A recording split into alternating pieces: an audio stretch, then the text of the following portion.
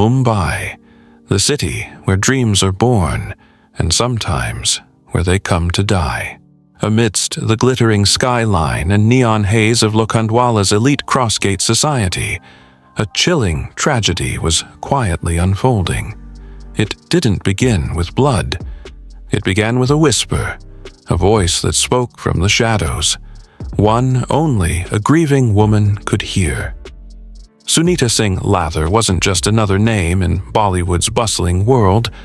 A celebrated fashion designer, a former model, and a tattoo artist with celebrity clients, she lived in flat 301 with her 23-year-old son, Lakshya, an aspiring model, and his girlfriend-cum-fiancé, Aishpriya Banerjee. They were the picture of a high-flying Mumbai dream, but behind the designer curtains and rented walls, something dark festered. Something that no one could see, but everyone would soon feel. Lakshya's father, Kuldeep Singh, had allegedly died years ago, or so Sunita had told him. But since that revelation, Sunita had changed. She'd started talking to herself, claiming her deceased husband's spirit haunted her. Sometimes she'd smile and cry within seconds, as if possessed. Other times, she would stare at walls and mumble names no one else recognized. She claimed his soul entered her body, taking control, causing pain, demanding revenge. Despite the luxury they lived in, the family had fallen into a dangerous spiral of addiction. All three, Sunita, Lakshya, and Aishpriya, had begun experimenting with hard substances. Their rented apartment was filled not only with laughter and ambition, but also with narcotics and unspoken fears. Family disputes became more frequent. Lakshya never had a chance to say goodbye to his father, or so he thought, and the lack of closure left a gaping wound in his psyche. Then came the early morning of October 4th, 2018. It was Pitru Paksha, the time of year when Hindus honor the spirits of their ancestors. At around 7 a.m., a panicked Lakshya ran barefoot to a nearby Hanuman temple. The morning arti was in full swing when he approached an elderly priest named Bhola Pandey. Breathless and distressed, he pleaded for help, saying, "My mother is possessed by my father's spirit. Please come to our home and perform a ritual to free her." Bhola Pandey, though skeptical, followed Lakshya back to the apartment. What awaited him was nothing short of terrifying. Lakshya unlocked the door and led him to the bathroom, where Sunita had been locked since the previous night. Lakshya dragged her out, unconscious, bloodied, her head bleeding from the back. She was still breathing. Horrified, the priest urged Lakshya to call an ambulance and inform the police. But instead, Lakshya seemed detached, almost robotic. He called a family jeweler, a trusted acquaintance, and asked for help. The jeweler, upon learning the situation, also advised alerting the authorities. Still, Lakshya waited. He called a private ambulance, then informed relatives in Delhi and Chandigarh. By the time the ambulance arrived at 9 a.m., it was too late. The paramedics took one look at Sunita and said they couldn't transport her. She was no longer alive. It was now a police matter. Devastated, Lakshya and Aishpriya switched off their phones and returned to the temple. They offered a coconut to the deity and sat in silence, possibly seeking redemption or hiding from guilt. Word spread quickly in the building. Residents remembered the family dog barking relentlessly the night before. When no one answered the door and the ambulance refused to move the body, suspicions grew. By 1:30 p.m., the Oshiwara police received an anonymous call. An elderly woman had possibly died under mysterious circumstances. The police arrived by 2 p.m. With no one answering the door, police were about to break it down when Lakshya and Aishpriya returned. Lakshya, visibly shaken, opened the door himself. What the police saw inside stunned them. Sunita lay in the living room, wearing a t-shirt and shorts, her head wrapped in dried blood. Trails of crimson connected the bathroom to her body. The scene was chaotic, grim, and far from natural. Lakshya broke down, sobbing uncontrollably, while Aishpriya wailed beside him. But detectives noted something strange. Lakshya had appeared composed earlier that morning when the priest and ambulance were called. Why the sudden theatrics now? They began collecting forensic evidence and dispatched Sunita's body to Cooper Hospital for post-mortem. Initial observations hinted she may have slipped in the bathroom, hitting her head on the broken wash basin. But was it really an accident? Or had something far more sinister occurred? The police filed an ADR, accidental death report, but began questioning everyone: neighbors, friends, the housemaid, and even Lakshya's best friend Nikhil, who had been present the night before. Soon, cracks appeared in the story. Neighbors revealed frequent loud fights between Sunita and Lakshya. Others said all 5 people in the house that night, including Aishpriya and Nikhil, were heavily intoxicated. Was it a family dispute turned fatal? Or had Lakshya truly believed his mother was possessed? The case was bizarre. And just when the police thought they'd seen it all, something happened that turned everything upside down. On October 8th, a man walked into the Oshiwara police station claiming he was Sunita's husband and Lakshya's father. His name, Sunita Singh Lather. Alive. What if everything you believed was a lie? When Sunita Singh Lather walked into the Oshiwara police station claiming to be the father of Lakshya and the husband of Sunita, jaws dropped. For 3 years, everyone had assumed he was dead. Lakshya, his fiancée Aishpriya, the neighbors, even extended family believed Kuldeep had passed away, his soul allegedly haunting his wife.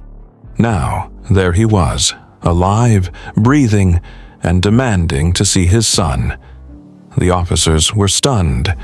According to Lakshya's consistent narrative, his father's spirit had possessed his mother, caused her pain, and was ultimately responsible for her erratic behavior.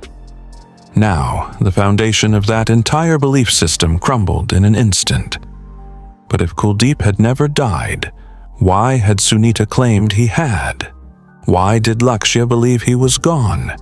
And what exactly happened inside Flat 301 on that chilling October night? The police called Lakshya for an immediate confrontation. When he entered the room and saw Kuldeep, he froze. For a moment, neither spoke. Then Lakshya burst into tears, falling to his knees and sobbing, "Papa, I thought you were dead."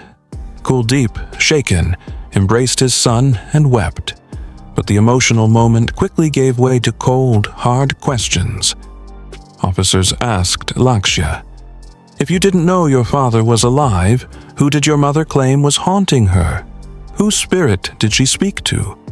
Why did she say it was your father?" Lakshya hesitated, then muttered, "I don't know anymore." Maybe it wasn't him, but something was there. The case had shifted from tragedy to psychological thriller. Kuldeep then dropped a bombshell. He had never truly disappeared or died. Years ago, after a toxic marriage riddled with fights and substance abuse, he and Sunita had separated. She took the children and cut off all contact. Kuldeep, devastated and alcoholic, entered a rehab program and eventually became a counselor for others battling addiction. He had tried reaching out to Lakshya multiple times, but Sunita never allowed it. In fact, he now suspected Sunita had lied to their son, telling him his father was dead to erase him completely. The more police investigated, the more they began to realize Sunita wasn't simply troubled. She was hiding layers of personal demons behind claims of supernatural possession. A deep dive into her past revealed Sunita's meteoric rise in the Mumbai fashion world. Originally from Panipat, she had been a fierce, ambitious girl who dreamed of becoming a fashion designer.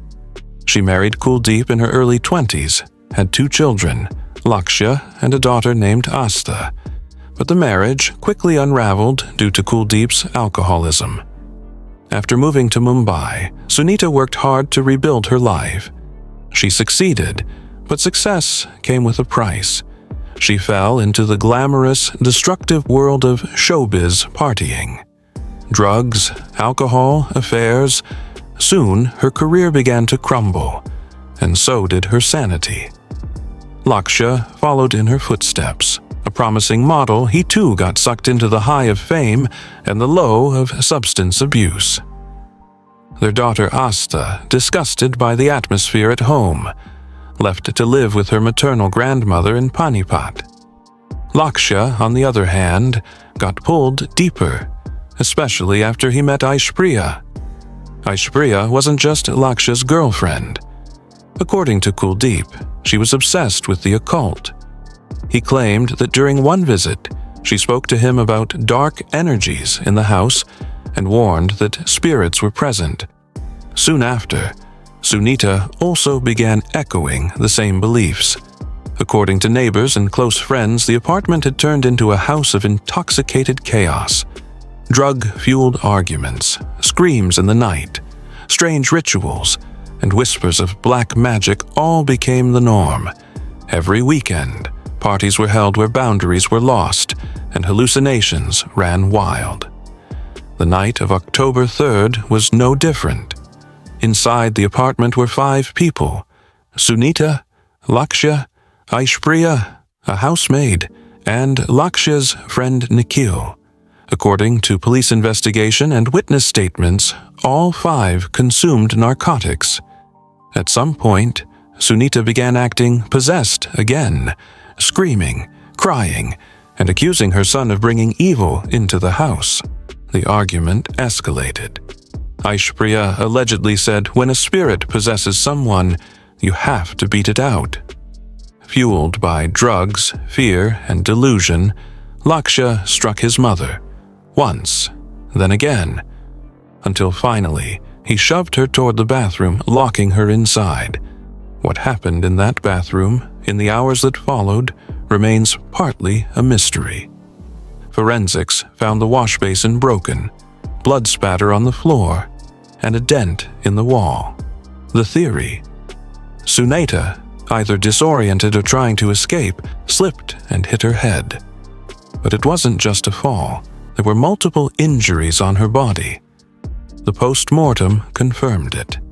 She had blunt force trauma to the back of her skull and bruises that suggested assault.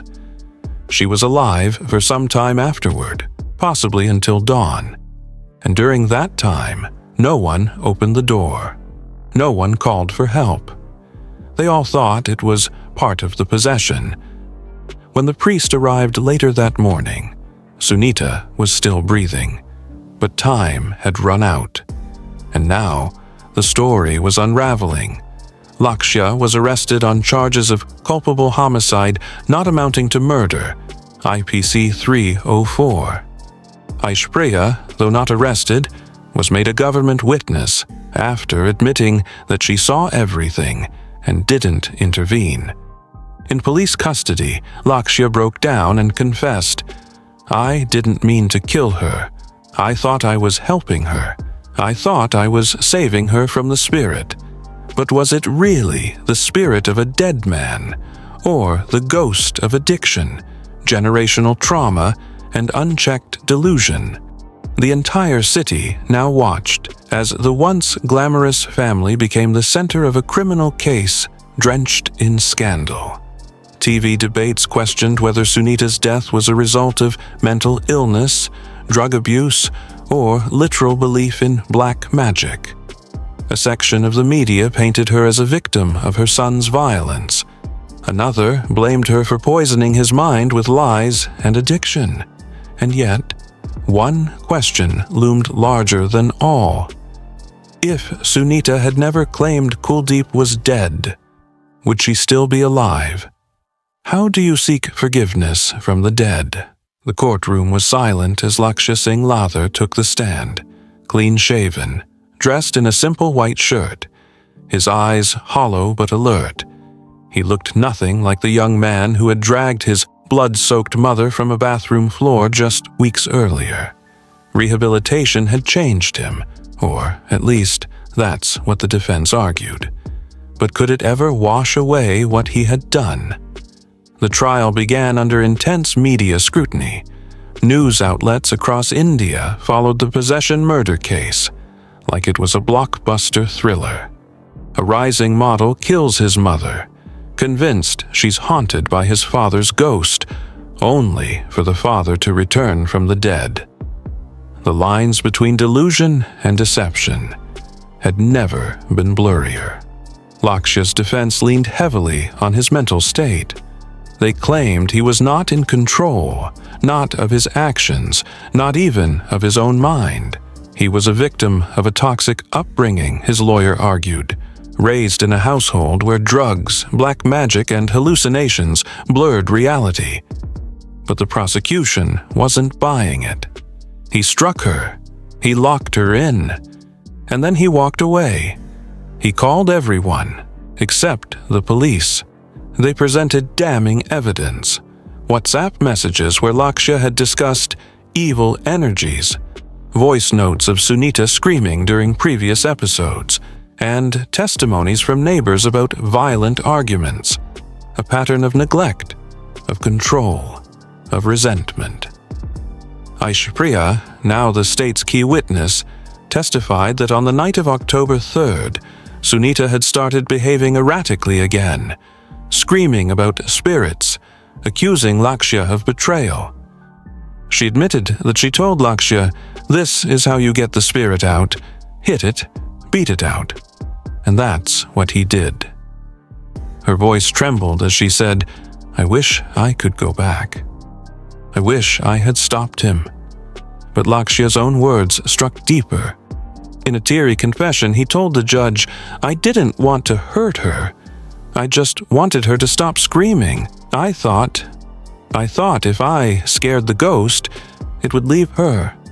Sunita's past came under scrutiny too. Psychiatric records revealed a history of substance abuse and suspected bipolar disorder. Her modeling contracts had dried up years ago, and debts were piling up. The once celebrated designer had fallen into paranoia and fear. Her behavior became increasingly erratic, especially after she allegedly began believing in spirits and tantric forces. Yet even in her decline, she never sought professional help. Instead, she passed her delusions on to her son, raising him not with therapy, but with rituals, fear, and altered realities. And that's what made the case so complex. Was Lakshya a killer? Or a lost child who mistook his mother's madness for possession? In the end, the court did not charge him with murder. Instead, Lakshya was convicted under Section 304, Part 2, culpable homicide not amounting to murder, Section 323, voluntarily causing hurt, and Section 343, wrongful confinement. The judgment acknowledged that while he did not intend to kill, his actions directly led to his mother's death. He was sentenced to 5 years in prison, but given time already served and his continued rehabilitation, there was hope for early release. But that wasn't the end. After the sentencing, Kuldeep Singh, Sunita's estranged husband and Lakshya's father, spoke to the press. His voice broke as he said, "My wife was a brilliant, talented woman, but Mumbai destroyed her. Fame destroyed her. Drugs destroyed her. And maybe I destroyed her too. I left her alone to fight demons she couldn't face." He then turned to his son and promised to never leave him again. "We both lost her. Now, let's not lose each other." In the following months, Lakshya stayed in rehab and underwent intense counseling. Away from the media glare, he began to confront the life he had lived, the false memories, the hallucinations, the rage, and the guilt. He returned to modeling slowly, not chasing fame this time, but rebuilding, brick by painful brick. His image transformed from a flashy influencer to a humble advocate for mental health awareness. He often visited de-addiction centers with his father, now a trained counselor, speaking to youth about the dangers of unchecked trauma, drug use, and superstition. As for Aishpriya, she continued to model, but stayed mostly out of the public eye.